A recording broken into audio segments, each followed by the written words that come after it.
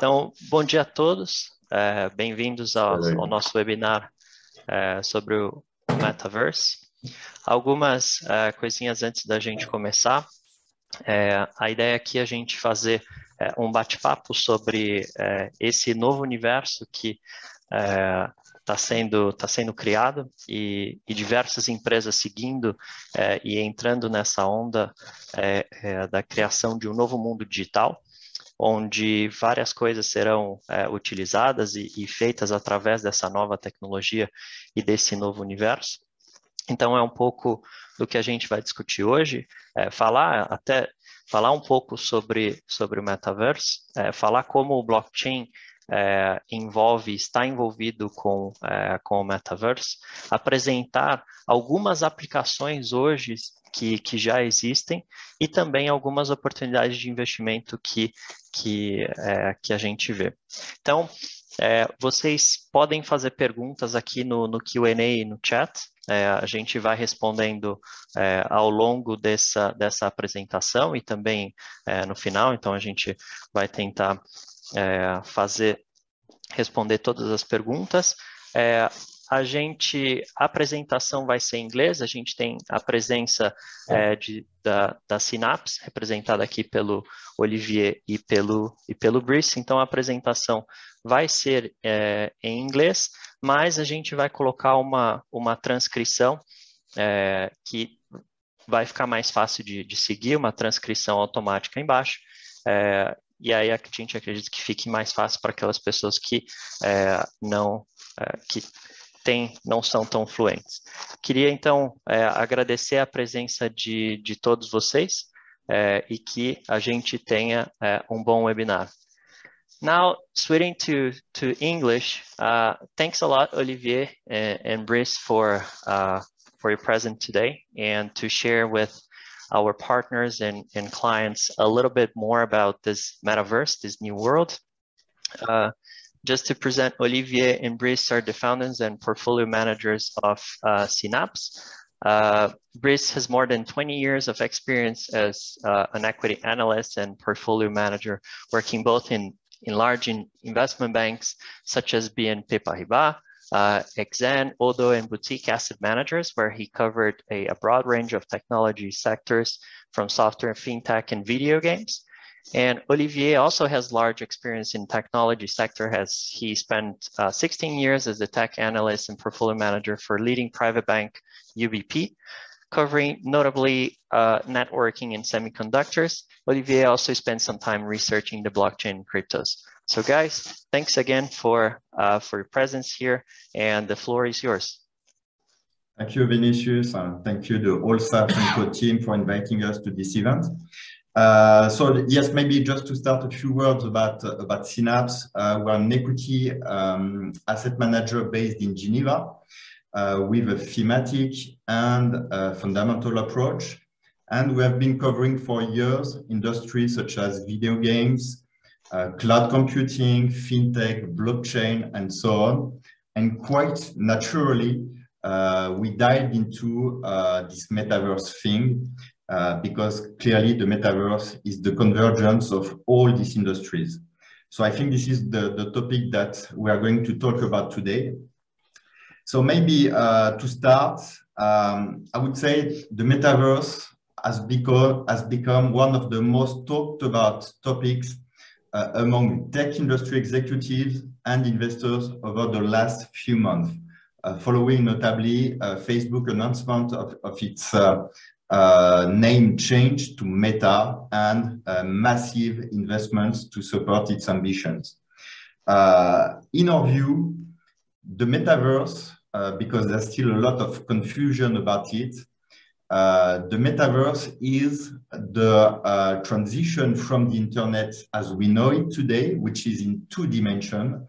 So when I say two dimension, I mean text, pictures, videos, to an internet in three dimensions, in which users will control and direct their avatar to play video games, to socialize, to share some moments, to shop, to work, to learn, and so on.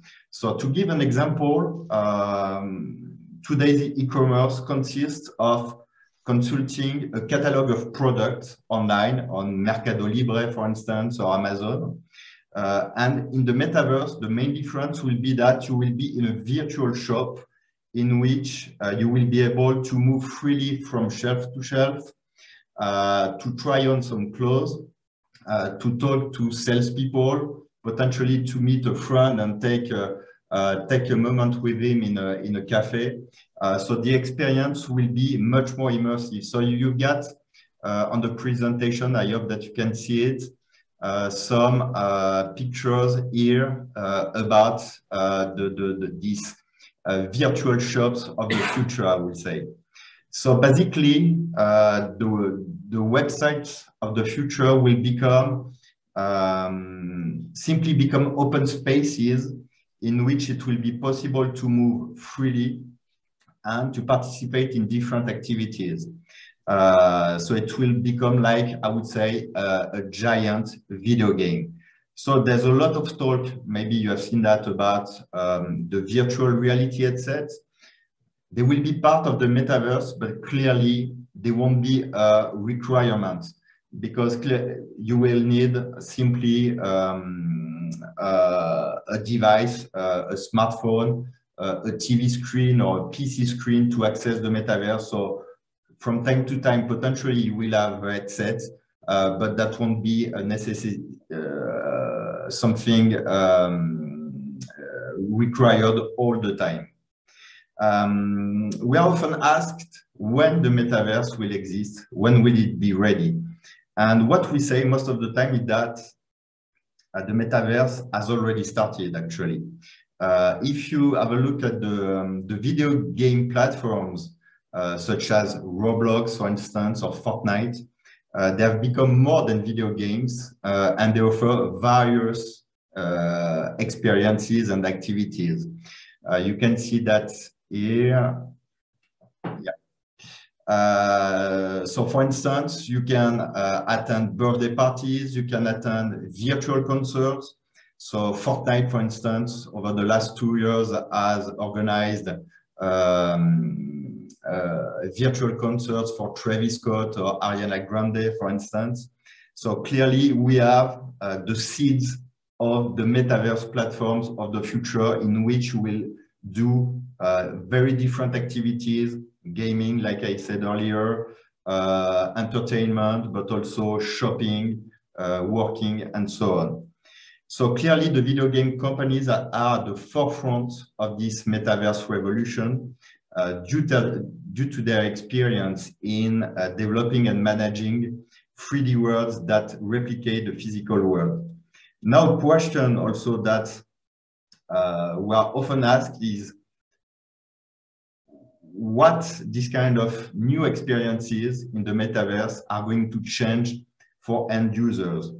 And actually, the metaverse is going to bring more immersive and engaging experiences than the internet as we know it today.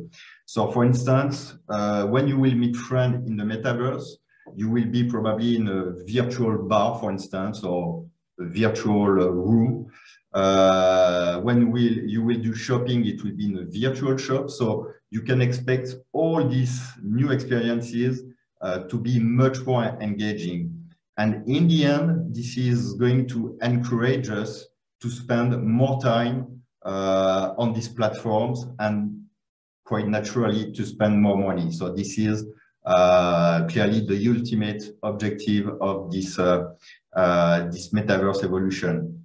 So talking about economics, obviously e-commerce is going to be a central pillar of the metaverse.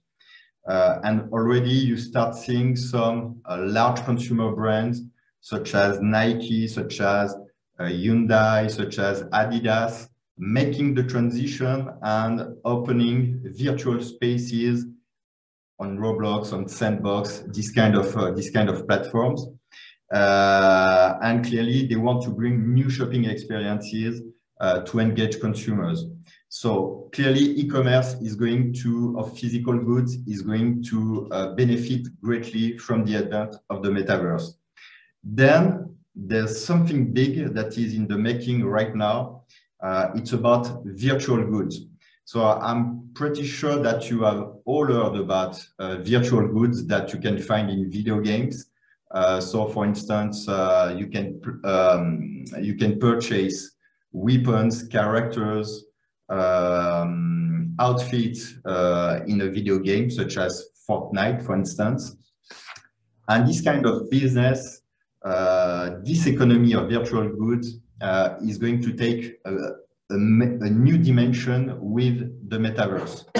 Let me show you the slide.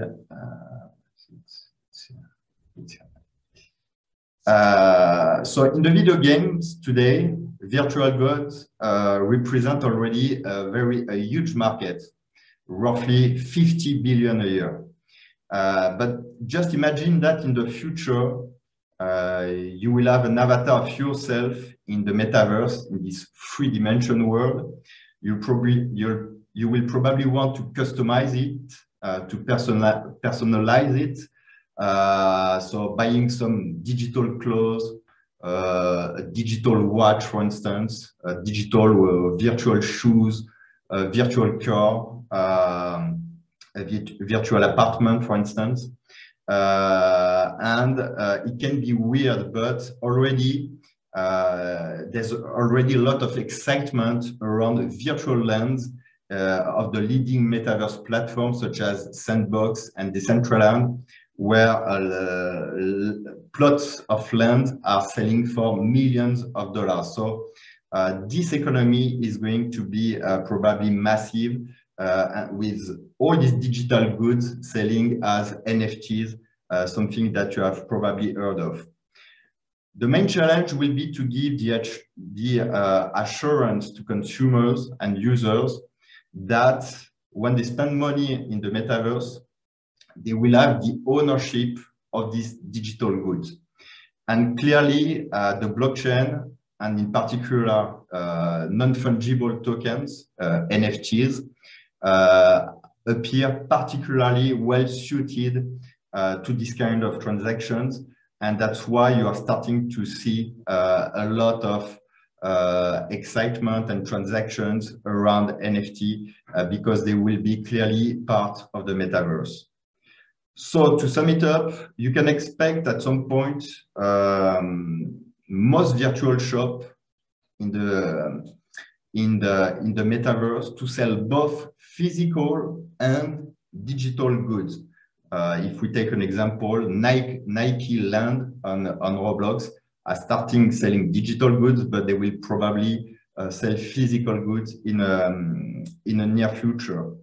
And what is quite interesting for the metaverse platform, so for Roblox, for instance, is that they are going to take a cut on each transaction, meaning that in the future, they are likely to transform on in e-commerce powerhouses, likely to rival Amazon or Mercado Libre today. So this is going to be a huge change in terms of business models for these platforms, and this is going also to be a major disruption risk for the incumbents, I would say, in the e-commerce space.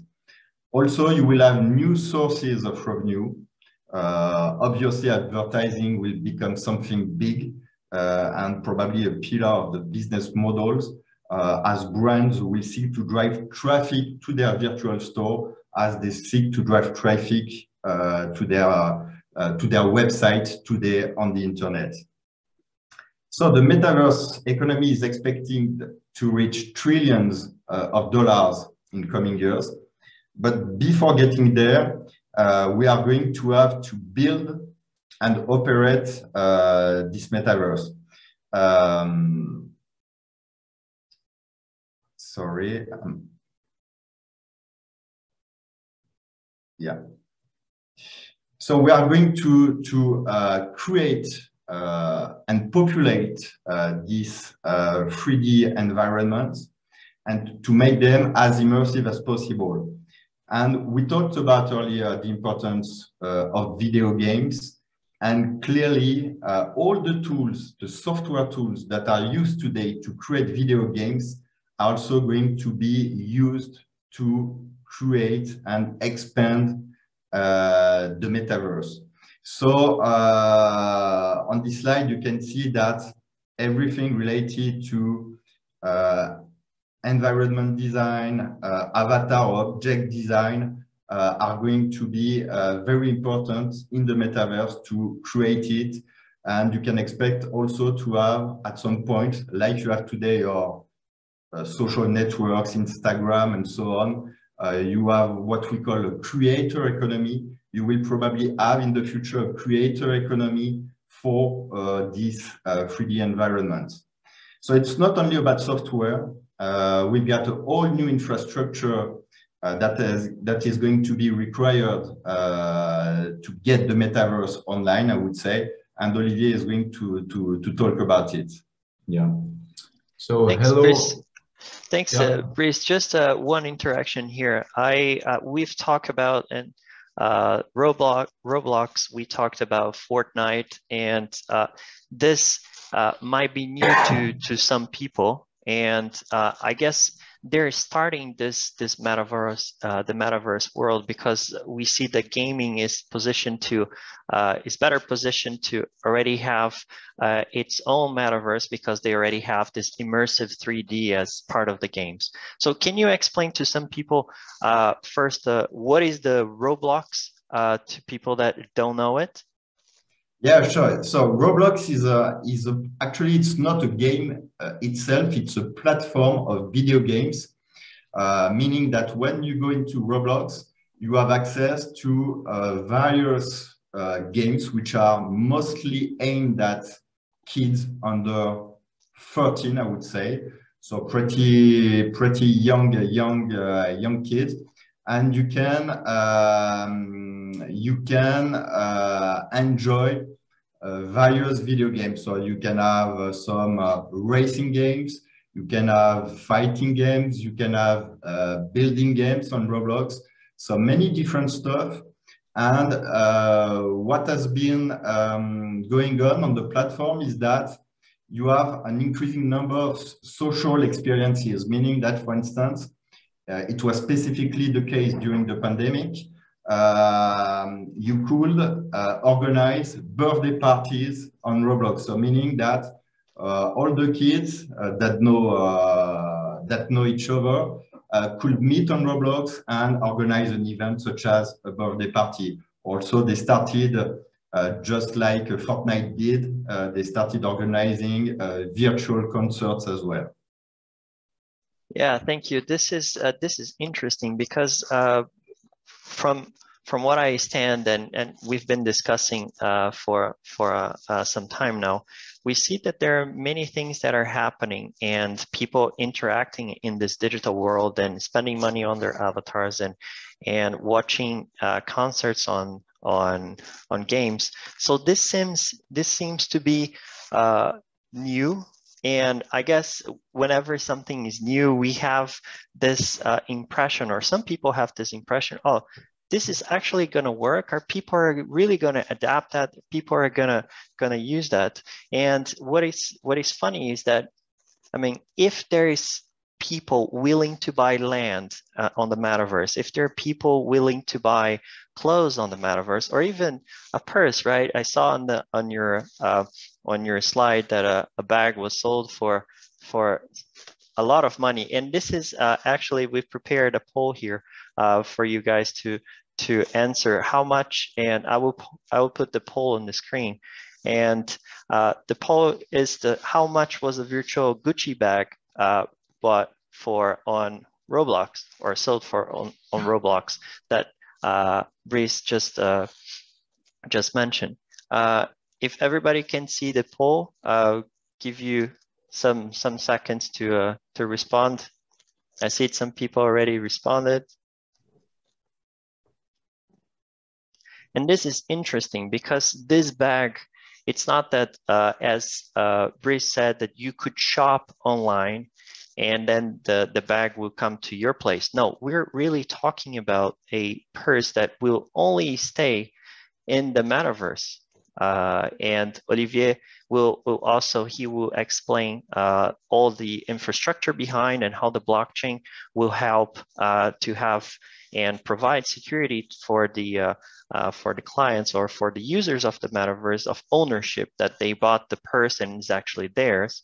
But it's interesting. We have a mixed, and I will end the poll right now. We have, and we'll share the results here. So we have 32% saying it was 1,000, 4,000, and 10,000. You see only one person, $10. And the answer is that it was around $4,000, 4,100 something. All right. And this is very interesting because, I mean, this is close to a Gucci bag in the real life, right? And people are willing to pay. It was even more slightly more expensive, yeah, than the real life Gucci bag, yeah. Yeah, and this is very interesting. All right, Olivier, with you now. Yes, hello everyone. Brice talked about the application side of the metaverse. I will dig into the infrastructure implications of this next generation of the web. Going back to 2020, when we were all blocked at home, we had to switch to work at home as a way of working. We had to play at home, and all that put the internet under heavy stress. If you remember, several servers went down, even some networks went down. So clearly the internet was not really dimensioned for the lockdowns, the global lockdowns we had now almost 1.5 years ago, but it's clearly not able to deliver the necessary computing power we will need for the metaverse. As Brice explained, the metaverse is a 3D version of the web we know today, meaning that instead of surfing on 2D pages on Amazon, you will, with your avatar, walk inside a virtual shop and buy books, clothes, whatever Amazon has on sale. Okay, but for that, you need to create the 3D world.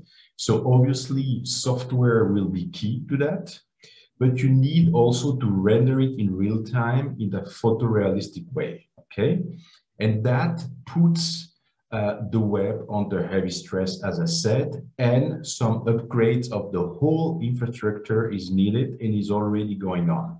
If I just go back to the evolution of the web, if I remember in the late 90s when the web opened as a commercial medium, we were all sitting behind PCs with pretty slow connections, and we were only able to access the web through a PC, through a web browser, and so on. It was pretty slow, it was not interactive. Then we switched to Web 2.0, where you saw the emergence of social networks. You saw also a heavy usage of always-on devices called smartphones, right? And you also had something else. It was geolocalization, and that brought new business models like Airbnb, Uber, and so on. But to deliver these services, you also needed to build a kind of new infrastructure, which is called cloud computing, because obviously the smartphones were not able to process all these informations because they were not powerful enough, and they still are not. So cloud computing over the past decade became huge. And as you know, Amazon AWS is one of the leaders. You also have Microsoft Azure, Google. I mean, all the big names of the web have a cloud offering to host data, to process data, and so on. Now, going to the next generation, which is Web 3.0, and that will be the infrastructure of the metaverse. You need something a bit different. You need several things. First of all, you need to move the processing and the data closer to the end users, because obviously, if you are with your smartphone, with your avatar, which should look like you, but in a virtual world, You want that avatar to interact in a real-time manner. You want to your avatar to look photorealistic and so on. And you need to process the environment in which your avatar will evolve in 3D. And again, without any hiccups, or without any latency. So for that, you need to improve, if you want, the cloud computing infrastructure that we have now, and add an additional layer called the edge computing layer. That's crucial. And the edge computing is basically moving the data and the processing power a bit closer again to the end user, which means installing directly edge servers, as they call, directly on the antennas, the 5G or next generation 6G antennas that we're using every day with our smartphones. And that change of infrastructure is really key and is a huge, huge driver in terms of spending hardware and software. Okay, that's the first point. The second point is also the metaverse will rely on a layer based on blockchain. Blockchain is a way to issue digital property certificates called NFTs. Okay, and these digital certificates will back all the virtual goods you are buying. Okay, for example, clothes for your avatar, a luxury watch on your wrist, handbag, as we saw, weapons, lands, and so on. In the real world, you have notary services to back the real estate you're buying. On the virtual world, you will need NFTs, and that's backed by a blockchain, hosted by a blockchain. That's the other evolution. Okay, going back now to the upgrade the internet will need. We obviously, as I said, need to bring more power to the end user by adding here, as you can see, an edge layer. And this edge layer will be built obviously by the big names of the web, Meta / Facebook, Google, Amazon, and so on. And these players are or have already signed joint ventures with all the telecom operators around the world, AT&T, Verizon, Vodafone, KDDI in Japan, and so on, to put their servers directly on the last mile and hence provide the computing power necessary to render 3D worlds, also to allow, for example, autonomous cars, robots, IoT, and everything you will need in the next generation for the metaverse. The impact is really, really, really huge, and it will put a tremendous, where is it?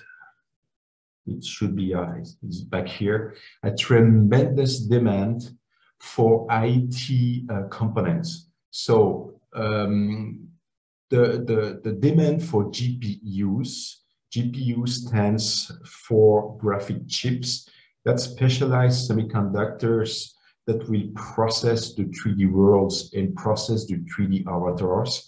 These chips will have to slowly move from the cloud. They will still be there, but they will also move to the edge in every server next to every antenna. You will also need to add CPUs, which are general purpose computing chips. You will also need to add TPUs, which are specialized chips to process artificial intelligence. And these chips will be used for autonomous cars, but will be also used for the avatars that will evolve in these different 3D worlds. So the spending on semiconductors, on software, 3D software, virtualization software, synchronization software, it will really boom over the next years to build this new infrastructure, Web 3.0, that will be able to run the metaverse and the 3D rendering we need in real time.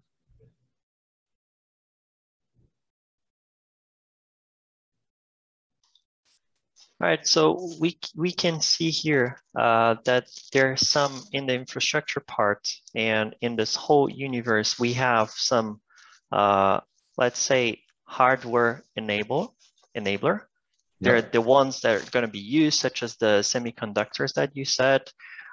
We could have some platforms as well, enabling and creating metaverse, and then we have a, I guess the best example is Facebook changing its name to Meta and investing a lot of money into hiring people to build this world. We have also software that is going to enable as well, and we can provide some examples in the hardware enabler. We can talk about NVIDIA, we can talk about AMD, and platform. We can talk about Facebook. In the software space, since a lot of avatars need to be created, and Brice told us about it. I guess the most obvious example would be Adobe, right? And then we have also some content developer, such as gaming. And then we see a big acquisition from Microsoft yesterday, announcing an acquisition of Activision Blizzard. This was the biggest acquisition ever that Microsoft did, and after LinkedIn a few years ago.